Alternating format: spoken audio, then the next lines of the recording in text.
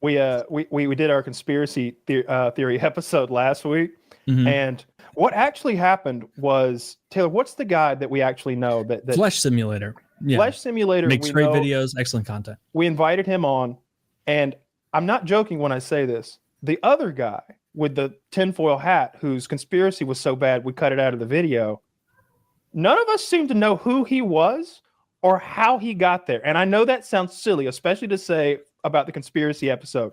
You're probably having a hard time believing me right now. You think it's a bit, or you think I'm just some tongue-in-cheek joke. I don't know that man. I've never seen him before, and I don't know who invited him to that call. And I think we were all, it was like when you see a guy at your party and you're like, okay, is that Dave's friend? Yeah, that's probably Dave's friend. Later on, you're like, Dave, your friend's kind of a jerk. He shit all over the toilet seat. And he's like, that's not my friend. And you're like, wait, nobody knows the guy who shit on the seat in the bathroom? No, he just showed up, shit on the seat, and bounced. I was the only guy that liked it. My chat, not a huge fan. Apparently, the fan base in general, not huge fans. They cut the first 30 minutes. Everyone was asking me why they cut it. The boys saw the reception and said it's going to hurt viewer retention in the algorithm and stuff like that if we lead off with an unpopular section. So that's why they cut it. It's still on the Spotify. It's not like it's a secret or anything. Yeah. I just thought it was bad. I liked it. I liked it. It started as a slow burn. Like, why do I care about cotton allotments in Texas? And then it grew and it grew and it got all the way to the president and the murder. And then I was here for it. But I'm the only one. I struggled to read.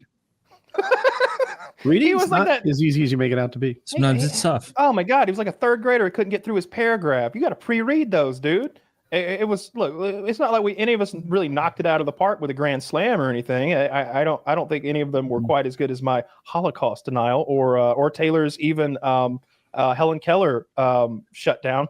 But that was a swish. I love that. His was so bad, I couldn't stand it. I was sitting there just the whole time like, when will this be over? Please. But the funny thing is, I don't know how he got in the call. Do y'all? I'm genuine. I'm serious. Do y'all know how he got in the call? I would imagine that Flesh Simulator maybe brought him. I don't know because that's the leading theory. Because like I didn't even consider that. I didn't want to throw Chiz under the bus. I assumed Chiz booked him. Well, I mean, if he showed up, I'm sure Chiz did. But like I thought I'm not. Maybe not. Sometimes guests bring like their sons or their buddies who are like. I didn't know I could bring people, dude. I'm gonna start fucking showing up with weirdos. Don't. Start bringing people. I'll be the only one that likes them. Yeah, it was really just a thing of like after that episode went live, and it wasn't even live. It was like the preliminary live. He was getting so much hate, so much like negative feedback that it was like, you know what? This guy seems like a good guy.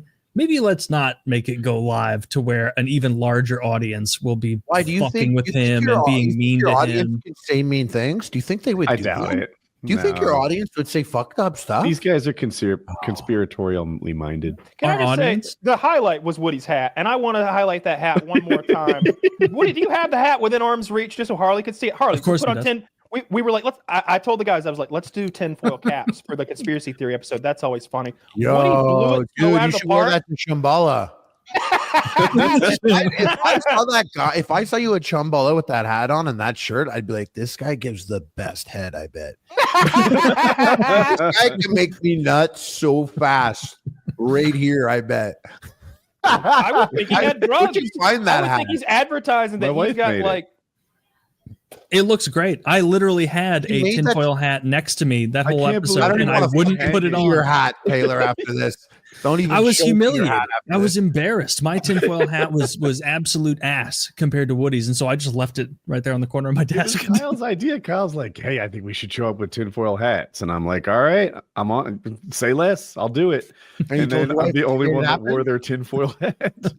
What happened was I didn't have any aluminum foil, but what I was gonna make was like Captain Crunch has that Admiral's cap.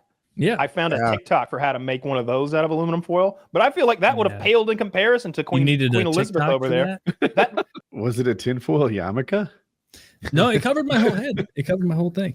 Okay. No, but the guest made himself a tinfoil yarmulke at one point. I found that distasteful. Wait, no, he didn't. It was a Hershey's guest. Oh, he was Jewish though. The other guest he was. That's right. He's Jewish. All right, he gets passed. Wait, the guest everyone didn't like was Jewish? No, we like the Jews. The one that It was the one that Gentile he people brought fussed with him. about had like a Hershey's Kiss style tinfoil hat. But he also had like a fucking like delay in his mic, and he was awkward sometimes. And he'd be like, "What was that?" And he'd say something at the same time, and then there would just be silence, and it's like, "Fucking answer the what?" I yelled at him one time. I screamed at him. I was like, "What? What were you gonna say? Finish your sentence. It's clearly your turn." I disliked him more than most, I think.